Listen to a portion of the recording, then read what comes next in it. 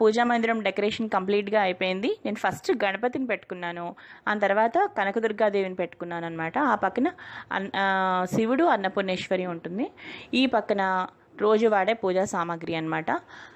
ఆ వెనక్కి చూసారా ఒక ఆరెంజ్ కలర్ బాటిల్ ఉంది, అది గంగాజలం అనమాట. అది కూడా యూస్ చేస్తూ ఉంటాను అప్పుడప్పుడు.